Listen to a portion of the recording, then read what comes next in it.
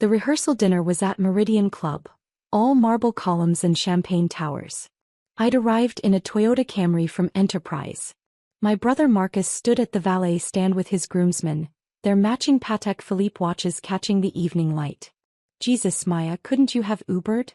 Marcus said. "That thing is embarrassing." His best man, Todd something venture capital loud laugh, circled my rental. "This is what, a 2019? Does it even have leather seats?" I pulled my overnight bag from the trunk. The fabric was worn at the handles. I'd had it since college. "Maybe don't park it where people can see it," Marcus suggested. His voice had that helpful tone that made it worse. "There's overflow parking behind the kitchen." Our mother materialized in ivory silk. She looked at my car, then at me, then sighed in that particular way that managed to be both disappointed and unsurprised. "Darling, we talked about this," she said to Marcus, not to me. "I told you to send her money for something appropriate." "I offered," Marcus said. "She has too much pride." I wasn't prideful. I was deliberate. There's a difference. Inside, the private dining room smelled like truffle oil and quiet money. 50 people in designer clothes drinking wine that cost more than most people's car payments. I found my place card at table 7 near the kitchen doors. My brother's table was center stage, elevated slightly like a wedding cake topper. Dinner was 7 courses. Between the amuse-bouche and the first course, Marcus stood with a microphone. "I want to thank everyone for being here," he said. His voice carried that confident resonance of someone accustomed to being listened to. "Especially my colleagues from Hartwell and Associates. You've made me the man I am today." Applause. His managing partner, Richard Hartwell, raised his glass from table 3. "And of course my family." Marcus gestured toward our parents' table. "My incredible parents who taught me the value of ambition and excellence." More applause. He didn't gesture toward table 7. I ate my sea bass. It was perfectly cooked. I noted this the way I note everything, with attention without attachment. Between courses 4 and 5, Todd from Venture Capital leaned across 2 seats to address me. "So what do you do, Maya?" "Consulting," I said. "What kind?" "Investment advising. Portfolio management." He nodded, already losing interest. "Like at a bank?" "Independent." "Ah." That meant. Not serious, not real, not worth asking about. Marcus appeared at my shoulder during dessert. He'd had exactly 3.5 glasses of wine, I'd counted. Enough to feel magnanimous, not enough to be sloppy. "Having fun?" he asked. "The food is excellent." "Yeah, Meridian doesn't mess around." He sat in the empty chair beside me. "Listen about the car thing earlier. I wasn't trying to be a dick." "I know. It's just, this crowd, you know? Image matters. First impressions." "I understand. Do you?" He leaned closer. His cologne was something expensive. "Because sometimes I wonder if you get how the world actually works. It's not just about being smart or working hard. It's about presentation. Presence. Looking the part." I set down my fork. The dessert was a deconstructed tiramisu. I'd eaten exactly half. "You're right," I said. He blinked. He'd been prepared for an argument. "I am. Absolutely. Image is important." "Well, good." He stood slightly off balance. "Good. I'm glad we're on the same page." I wasn't on his page. I wasn't even reading his book. After dinner, people moved to the terrace for cigars and digests. I walked to the parking lot instead. The night air was sharp, cold enough to see my breath. The rental car sat exactly where I'd left it, unremarkable among the Mercedes and Teslas. I sat in the driver's seat and pulled out my phone. 17 unread emails. 3 required immediate attention. The first was from Richard Hartwell, managing partner of Hartwell and Associates. Subject line: urgent, partnership structure question. I'd been expecting it. 6 years ago, I'd bought into Hartwell and Associates as a silent partner. 40% equity, $2.8 million investment, complete anonymity. The firm was bleeding cash, 2 quarters from bankruptcy, desperate for capital. I'd restructured their debt, renegotiated their client contracts, and rebuilt their investment strategy from the ground up. They never asked my name. I never offered it. The paperwork listed me as M. Chin Private Investment LLC. My brother Marcus joined the firm 4 years ago as a junior partner. He told everyone at family dinners about his meteoric rise. His talent. His deals. His 7-figure bonuses. He had no idea where the money actually came from. No idea that every promotion he received was because I'd insisted on merit-based advancement in my partnership agreement. No idea that the firm's turnaround, the one he loved bragging about, was my turnaround. I opened Richard's email. Maya, I hope this message finds you well. I've just been informed by our general counsel that you are M. Chin. I don't know how I didn't put this together earlier. Your brother is getting married tomorrow. I assume you're attending. We need to discuss the partnership review clause. Please call me at your earliest convenience. This is urgent. Richard. The partnership agreement included a standard morality clause. Any partner engaging in conduct detrimental to the firm's reputation could trigger a review. It was boilerplate language I'd insisted on. I'd written it specifically to be broad. I called Richard. He answered on the first ring. Why? Thank God. You got my email, I said. Your email. His voice was strained. You mean the one from 3 hours ago invoking the partnership review? Yes, I got your email. Then you understand the situation. I understand you're about to blow up your brother's career the night before his wedding. I'm invoking a standard partnership clause based on documented conduct. Silence. Then, what conduct? I pulled up my documentation folder. I'd been building it for 6 months, ever since Marcus started bringing his work stories to family dinners. Stories about how he'd handled difficult clients. How he'd managed challenging negotiations. How he'd closed deals through relationships and charm. I'd started investigating. Quietly. Carefully. Client steering, I said. Marcus has been directing clients toward investment vehicles that pay him undisclosed referral fees. 7 instances in the past 18 months.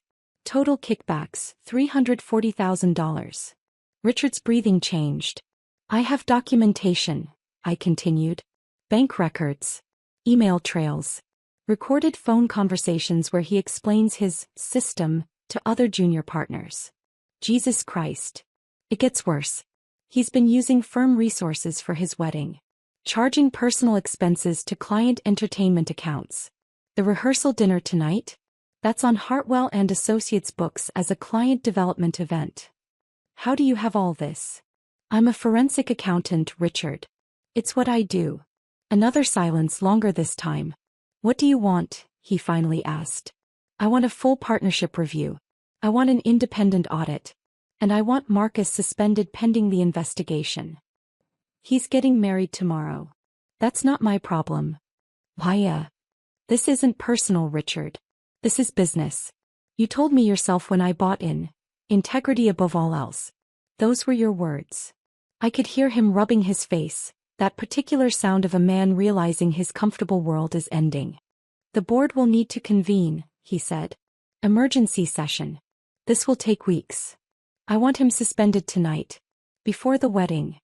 That's non-negotiable. My partnership agreement gives me review authority. Read Section 7, Subsection 4. I can demand immediate administrative leave for any partner under investigation. He knew I was right. I could hear him scrolling through the contract. This will destroy him, Richard said quietly. He destroyed himself. I'm just documenting it. I hung up and sat in the rental car watching my breath fog the windshield. My phone buzzed. Marcus, what the fuck did you do? I didn't answer. 3 more calls. Then a text. Richard just called me. You're insane. This is my wedding. I turned off my phone and drove to my hotel. Not the Fairmont where the wedding party was staying. That would have been awkward. I'd booked a Courtyard Marriott 3 miles away. Clean, quiet, unremarkable. The room smelled like industrial laundry detergent. I opened my laptop and created a spreadsheet. I called it the Ghost Ledger. The Ghost Ledger. Emotional costs. Event. My college graduation 2015. Family attendance. Parents arrived late, left early for Marcus's networking dinner. Cost. Validation never recoverable. Running balance. -1. Event. My CPA announcement 2016. Family reaction. That's nice. 43 seconds of attention. versus Marcus's job offer, 40-minute dinner conversation. Cost. Pride permanently devalued. Running balance. -2. Event. My first major client 2017. I tried to share the news at Sunday dinner. Mom interrupted to ask about Marcus's promotion. Cost. Achievement made invisible. Running balance. -3. Event. Grandmother's funeral 2018. Marcus gave the eulogy. He spoke for 12 minutes about her pride in his career. My name wasn't mentioned once. Cost. Memory rewritten without me. Running balance. -4. Event. Family Christmas 2019 to 2024, 6 years. Marcus spent an average of 4 hours per holiday discussing his deals, his clients, his bonuses. Questions asked about my work. 0. Cost. Existence questioned annually. Running balance. -10. Event. My promotion to senior consultant 2022. I mentioned it at dinner. Dad said, "That's good," and asked Marcus about his vacation plans. Cost. Effort deemed unworthy of conversation. Running balance. -11. Event. Father's 65th birthday 2023. Dad's speech. Marcus makes me so proud every single day. I was sitting 3 feet away. Cost. Worthiness publicly denied. Running balance. -12. Event. Tonight's rehearsal dinner 2025. You can't afford this level of success. Cost. Dignity, the last piece I had left. Final balance. -13. I stared at the numbers until they blurred. There's a concept in psychology called the gambler's fallacy. The belief that if you keep feeding coins into a slot machine, eventually it will pay out. That your luck will turn. That the next pull will be the one. I'd been feeding the slot machine of family for 12 years. Coins labeled, maybe next time, and if I'm just patient, and eventually they'll notice me. Each achievement I earned was another coin dropped into the machine. Each time I stayed quiet while Marcus took center stage was another pull of the lever. The machine never paid out. It wasn't designed to. The moment I decided to stop feeding it happened 3 months ago. Not tonight at the rehearsal dinner. That was just the catalyst. The actual decision came on a Tuesday in April. I was at my parents' house for lunch. Marcus called during the meal, excited about closing a major deal. My mother put him on speaker. For 22 minutes, we listened to him describe every detail of his triumph. His negotiation tactics. His brilliant insights. His clients' gratitude. When he finished, my mother said, "We're so proud of you, darling."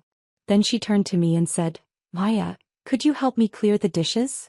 Not, "Maya, how's your work going?" Not, "Maya, anything new with you?" Just, "Clear the dishes." That's when I understood. Not with anger or hurt. Those emotions had been worn smooth by repetition. I understood with the cold clarity of someone finally reading data correctly. I wasn't a gambler waiting for a payout. I was the bank. I'd always been the bank. And banks don't wait for gamblers to acknowledge them. Banks close the account. My phone lit up with notifications. I turned it back on. 23 missed calls. 57 text messages. Marcus, call me right now. Mom, what have you done to your brother? Marcus, this is my wedding. Dad, this is incredibly selfish behavior. Marcus, I can't believe you would do this to me. Mom, I'm ashamed of you. Marcus, you're dead to me. And then from Richard Hartwell. The board has convened for an emergency session. We've reviewed your documentation. Marcus is suspended effective immediately pending a full investigation. We need to meet Monday morning. I owe you an apology. We should have caught this ourselves. I turned the phone face down and went to sleep. I slept better than I had in years. The next morning I checked out of the hotel at 6 a.m. The wedding was scheduled for 2 p.m. I wasn't going. I drove north instead toward the coast. By the time Marcus was supposed to be standing at the altar, I was standing on a beach in Cape Cod. The wind was sharp and cold. The waves reorganized themselves endlessly, relentlessly, without anyone's permission or approval. My phone rang 17 times that day. I didn't answer. The wedding was canceled. Not immediately, Marcus tried to proceed. But by noon the whispers had started. By 1 p.m. 3 groomsmen had backed out. By 1:30, the bride's father requested a private conversation. By 2 p.m. it was over. I heard about it later from Richard. The firm's clients had started asking questions Saturday morning. News travels fast in financial circles. By Sunday, Marcus's fiancée's family was demanding answers. Her father worked in private equity. He understood exactly what client steering meant. The engagement ended Monday. Over the next 6 weeks, the independent audit uncovered everything. Marcus had stolen $427,000 from the firm through various schemes. Undisclosed referral fees. Misappropriated client funds. Fraudulent expense reports. The rehearsal dinner was just one line item in a massive pattern of theft. He was terminated. His securities licenses were suspended. 3 clients filed formal complaints. The state bar opened an investigation. My parents called once during this period. My mother's voice was ice. "You've ruined his life," she said. "He ruined his own life," I replied. "I just stopped subsidizing it. You're his sister. And he's my brother. That didn't stop him from humiliating me in front of 50 people. That's different." "How?" She had no answer. She hung up. We haven't spoken since. My father sent an email 2 weeks later. Subject line: reconciliation. The body of the email read, "Your mother and I think it's time to move past this. Marcus has learned his lesson. Family is family. We'd like you to come to dinner next Sunday." I read it 3 times. Then I deleted it. Family is family, that was always their answer. As if shared DNA was a free pass for cruelty. As if biology created an obligation to accept disrespect, dismissal, and erasure. But family isn't biology. It's behavior. And their behavior had been telling me for 12 years exactly how much I mattered. I finally listened. 8 months have passed.